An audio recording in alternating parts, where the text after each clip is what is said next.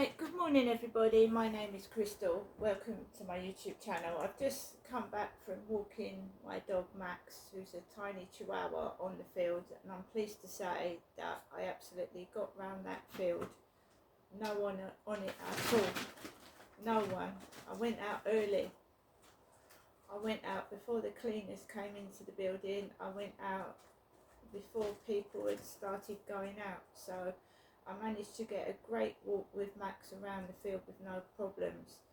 The weather is changeable, so it's like overcast with sunshine coming out. So I really didn't do any TikTok videos. I've done one this morning in my flat. Stop scratching that. You've got your scratching post. I've no furniture left. Cheeky. So for somebody that has had about half an hour's sleep here and there, I don't think I've done too badly going outside and holding it together. They got ready for me on the way back, and I know that sounds a bit paranoid, but when you have been through what I've been through and other people that have been targeted and silenced and tried to be hushed up, they lay in wait. Right, so you get a full sense of security. It'll be all quiet, and then it'll turn nasty and horrible, and it twists your fucking head. It fucks your head up. So you just have to be really, really strong. I went outside with my Bluetooth sunglasses on, walked up to the field, and there was a guy with a pair of sunglasses on his head. Mine were Bluetooth. They were playing Hosier's Too Sweet. Unfortunately, as I was coming off the field, the Bluetooth went off. I don't know why it went off. I was connected to the internet. So as I was coming off the field, the Bluetooth on my sunglasses went off. I was listening to Hosier's Too Sweet. And that's when the crap started, when I was coming off the field. It started to get busy near the co-op. Somebody coughed like the guy upstairs used to do, really loudly. It was really horrible. It just sounded yuck. It sounded like the guy upstairs' voice, you know, making that horrible noise I used to put up with upstairs. And he's not home, he's gone to work. So it's people outside mimicking the guy upstairs, and it makes, you know, it reminds me of bad memories. And these pests, they just want to annoy and aggravate and cause you distress and make you miserable. And they keep thinking, oh, she's got up this morning, she's smiling, we've got to take that smile off of her face, you know. So you just have to ignore it, and I ignored it. That loud right near the railway station. I'm not going out today. I went out yesterday. I usually go out when the weather's bad because there's not so many people about. If it's pissing down with rain and it's like yucky weather, they stay indoors. They don't want to get their lovely hair wet and their clothes wet. So yesterday was like, it was quite, it was okay, but they try and manipulate. They try and make you feel awful about yourself. I don't do WhatsApp anymore. They don't get any photographs. I'm not being used for free. I'm not being exploited. So, you know, when somebody flirt-finded me this morning, I just went, you know, I'm not interested. Just taking the piss. They're not real. They're not there. And then you make a fool of yourself because you think, oh, someone likes me. Someone really does like me. They can make an ugly girl feel attractive when they're not. And then this poor girl gets can get, in quotes, raped and sexually abused to fuck like I was at my old address. I know I'm not beautiful. I make no bones about that. I've suffered domestic violence. My dad punched me in the nose when I was a little girl and broke my nose. I know I ain't attractive. But when you're under the influence of their drugs and their alcohol, because some of them allure you to pubs and spike your drink, one of these guys took me to Upnor Castle. He had a Scottish accent and he was wearing sunglasses like I was wearing outside. So, you know, I'm going to go through my abuse with everybody, and these guys need finding and discussing who sent them. So this guy came down in a car and he came to my old address, and you know, he sent me a picture through Fever Street, because this is where it all started as well, Fever Street. I put on a dating ad on Fever Street at my old address, and these guys were treating me like a hooker, and I put a dating ad looking for a male companion. It didn't say I wanted hot sex, it didn't say I was a hooker, it said female looking for male companion. Now anyone with the slightest bit of common sense would realise that means a companion, right, a friend, leading up to maybe a date, not using somebody for sex and abusing them. So, you know, you think older guys would be mature, but this one wasn't.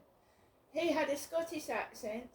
I think he came down from Scotland, and he parked outside. They used to park outside Papa John's in Chatham. I went out to the car and I was most disappointed, because 9 times out of 10, the picture you get from these tosspots, they look a lot younger and more attractive than they really are in real life. So this bloke said he was like in his late 50s. He really did look like he was 70. He had sunglasses on like this. He couldn't drive the car properly. And why did I get in the car? I don't know. But the old block of flats where I was living, they were drug users. Some of them took heroin. Some of them were smoking cannabis, and I just wanted to get out of that flat. I was 24/7 inhaling cannabis in my previous block of flats, drugs. One guy in the next block of flats was bringing women back to his flat, and they were injecting themselves with heroin. There was women in there with young girls, and this guy was bringing drug addict females back to his flat, and they were injecting heroin on the stairs. She moved out, the woman with the daughter, right? So I got into this car, and the bloke drove me to Upnor Castle. Upnor. And he had a book on him with people who had buggered up Britain. And one of those people in that book that was supposedly buggered up Britain, and we also know what buggered means. So Princess Diana apparently was one of the 50 people that buggered up Britain, fucked it up. I don't think so. I don't think that's true at all. He took me into a pub in Upnor, this old bloke. So old men can be just as bad as young men. And he bought me a gin and tonic. And I'm a lover of cats. And he said, I hate cats. Cats are dirty. Cats are filthy. They lick themselves. And I said, well, I like cats. I think they clean themselves. But they clean themselves, don't they? They're forever cleaning. So he took the piss out of my love for cats. And now, I hadn't had an alcoholic drink for ages. I drank this gin and tonic, and I was like, my eyes were all like, what the fuck? And you see, they were either filming porn or they were just using me and making fun of me and my heroine, Princess Diana. Right? I told you at my previous address that I had a chap shouting Asian prostitute underneath my bedroom window at 2 and 3 in the morning, and that's racial hatred and abuse, and that was dealt with. Because you don't get violent, you don't get angry, you just report them. That's racist hatred. I didn't put up with that. So this guy, right, then took me, he drove into the car park, he took me into the pub, he plied me with alcohol, then he took me to Upnor Castle and he kept trying to grab my tits. So it looked like a scene out of a Benny Hill show. So I'd be walking around the castle and then he'd say, well, can I feel your boobies? Can I feel your boobies? I went, no, you can't feel my boobies. Bear in mind, there were couples with children walking around Upnor Castle while he was trying to grab my tits. And I didn't want to have anything to do with this guy, but I felt like tipsy, like drunk. I'd only had a gin and tonic. And I wanted to go back home, so I just put up with his philandering hands because I was tipsy and I didn't really know how to get back home. So he kept, oh, let me feel you, but in a Scottish accent. Let me feel your boobies. No, I don't want you to feel my boobies. I kept saying it. Oh, you're shy. No, I don't fancy you. I don't want you to touch my tits. I thought this was a date, like going out. And I should have called the police, but I didn't.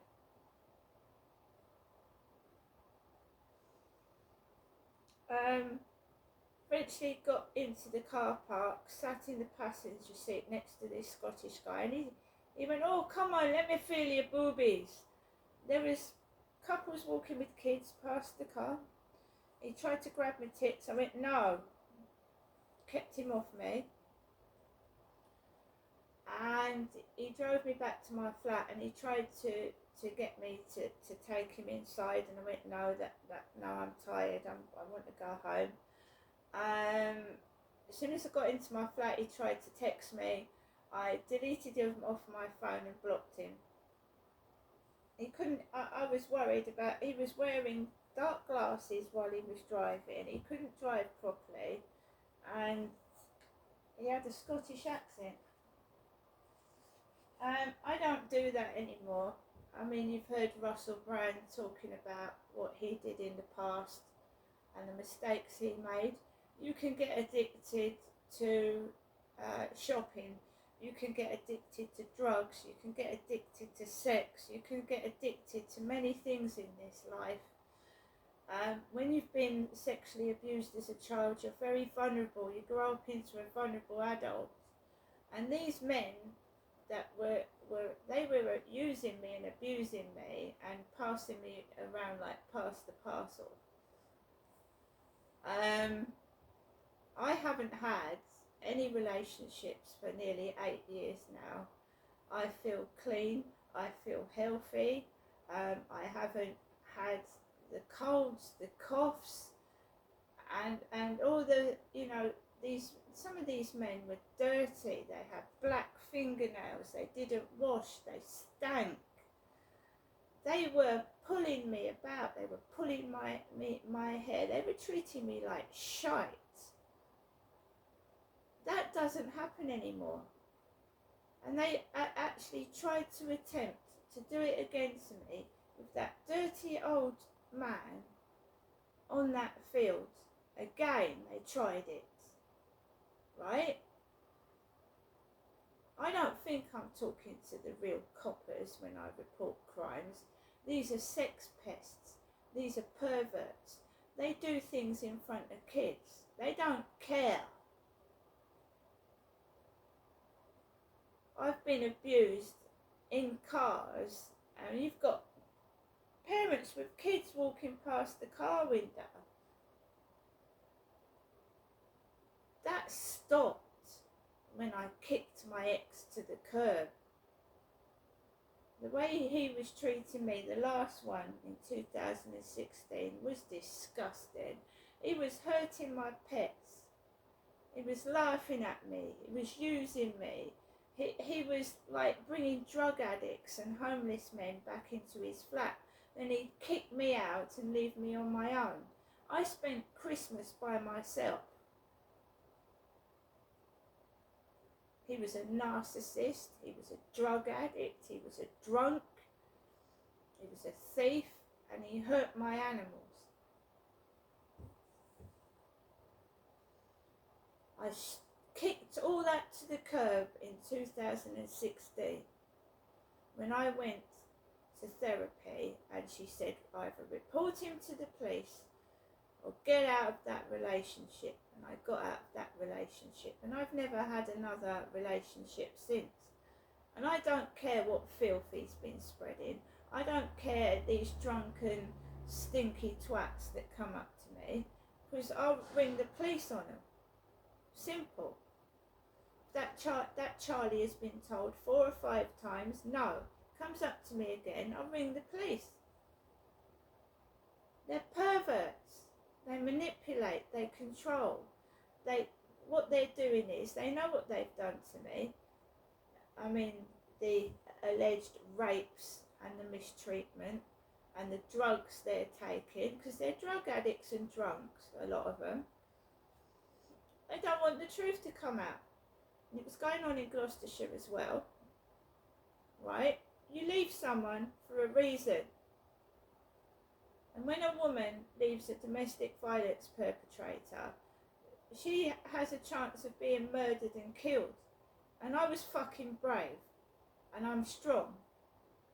Right? I don't care if they don't like me. I don't care if they send me to Coventry. That's absolutely fine by me. I can get on with my own life. I don't want to speak to the vermin that fucking touch me and fucking abuse me. Do you think I want that Charlie to come up to me and start holding my hand and touching me again? No, I fucking don't. And when I went into the charity shop, Charlie's bucket hat, yeah? Fuck Charlie. Fuck him. Do you think I'm not terrified? I'm not fucking... I still walk down the street. It was months ago he did that to me. I still walk down the fucking street. Now my mum's rung the phone. Normally when she rings the phone, Charlie appears by the co-op. But I went out early today. Early!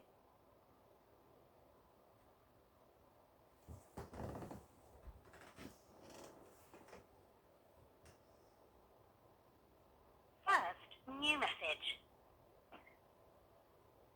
Good morning, Jeanette. Again, the usual daytime telephone call. Hoping you're well. Hoping you had a good bank holiday, etc. Today being Wednesday. Can I just say I'm not feeling too well again today. But I'm getting there, you know. I'm still carrying on as usual. Alright, Jeanette. Have a good day. Thinking of you. Bye for now. Give you another ring later. Bye. Now remember that people that control, manipulate, they use emotional blackmail. And so many times my mother has said, I don't feel very well, I don't feel very well. I've gone up there and it just feels like going from one prison to another. I'll be honest, it does. I'm shut in here most of the day, but I've got music and I've got my telly and I've got my gadgets. When I go to my mum's and I'm locked in there, right, the telly's been taken away from me. I've got no telly to watch. So you have to listen to hours of ranting on about my father did this to my mum, my father did that. And he's been dead 4 years. Do you know, last week she said to me, she said, I said something nice about my dad, and she went, don't talk ill of the dead. And then she said something nasty about my father afterwards. So mind fucking you is a form of control as well. It confuses you. I said something nice about my dad, I'm talking ill of the dead, and then my mum says something nasty about him and it's okay. Narcissists fuck with your mind, they fuck it up. And believe you me, I'm on my own, I haven't really got anybody, but do I want somebody fucking my head up? No, I bloody don't.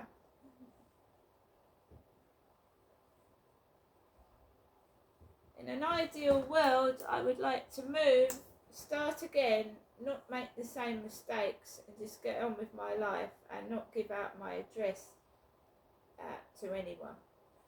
See you later.